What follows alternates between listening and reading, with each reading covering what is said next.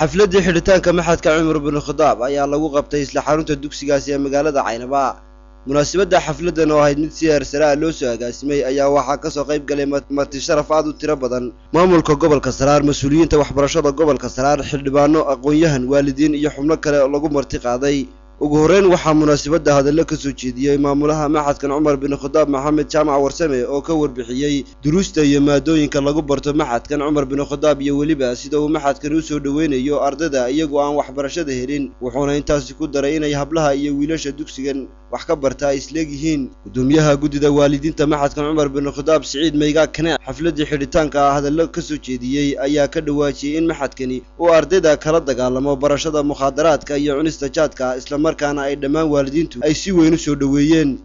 gudoomiyaha gudida dhistay maxadkan Cumar bin Khadaab Maxamed Sirada Qarre ayaa tilmaamay inay ujeedadii laga lahaa dhismihiisa ay ahayd sidii degmada Caynaba u heli lahayd dugsi lagu barto Quraanka iyo manhajka Carabiga iyo waliba Ingiriiska oo aynu waxbarashada bilaash ka dhigno.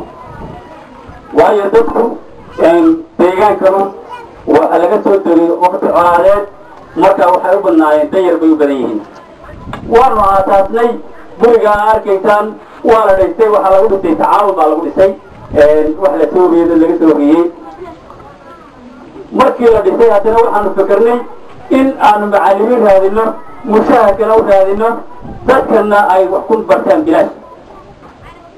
macallinku wuxuu yidhi gabdhaha iyo wiilku isleeyihiin, halkay iska leeyihiin waxa weeye Soomaalidu dadku qarash badan ma haysto, inankaa iskoolka la geeyaa, gabadha xaabada loo dirtay wax lana ay shaqee. waxay u sahashay waxbarashadii bilaashka ahayd ee dugsiganu in inan iyo gabadhba reerkiisa soo raacayo oo gabdhii waxbarasho keelaan say ku heleen. horta marka hore waa sidaa. xildhibaan Cabdiraxmaan Cusmaan Shaad ayaa isna tilmaamay in maxadkan yahay mid si weyn loogu dadaalay una mudan yahay in la dhiirigeliyo. isduwaha diinta iyo waqafta oo isna madasha hadallo ka soo jeediyay ayaa farta ku fiiqay inay wasaaradda diinta iyo waqafta Somaliland dhiirigelinayso dugsiga lagu barto Quraanka Kariimka. gudoomiyaha waxbarashada gobolka Saraar Salabaan Cali Dhawaaq ayaa isna tilmaamay inay wasaaradda waxbarashadu hiil iyo hooba la garab taagan tahay maxadkani Cumar bin Khadaab ayna macallimiinta wax ka dhiga badankooda qaadatay wasaaradda waxbarashadu inta hadhana ay ku daba jirto. ugu dambeyntiina munaasabadan waxaa ka hadlay barasaabka gobolka Saraar Ibrahim Xaaji Xasan Cali oo sheegay inay dhammaan waalidiinta iyo mas'uuliyiinta maxadkan muujiyeen dadaal weyn isla markaana ay mudan yihiin in lagu daydo. waalidiinta laftoodu waxaan filayaa haddaanay dadaalku kula jirinin inaanay nuurkaasi soo bixin oo galabtiisa ay noo farxad geliyaan. marka hadalkan la boobay oo wixii soo jiitay baan ku degdegay madaxda dawladda iyo waa salaamaya iyo dhammaan runtii masarafta kale ee xafladda kasoo qayb gashay aad iyo aad baan u salaamayaa. cilmigu sharaftaas ayuu leeyahay. cilmigu waa inaad adduunka wax ugu qabataa, waa inaad cid ku anfacdaa. cilmiga intaad barato haddaad dhagax noqoto meel la fadhiisato cidna aanad ku anficin oo baragtikaal ahaan aanad wixii aad baratin kulliga dadkii ugu intifaacin, ama cilmi ahaan aanad aydi ahaan u gudbin oo cilmi ahaan ay dadku kaaga faa'iidinin, midna waxba tari maysi. gabagabadiina ardaydii dhammaysatay sana dugsiyeedkan isla markaana ka kaalmaha ugu sarreeya ayaa la guddoonsiiyey abaalmarino. سامحني أن أسألك أسئلة حول هذا الموضوع.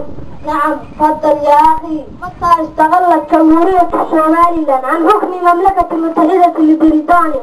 استغلت جمهورية سوماليلاند في يوم 26 يونيو في سنة 1960. ماذا كانت تسمى قبل انضمامها إلى الصومال؟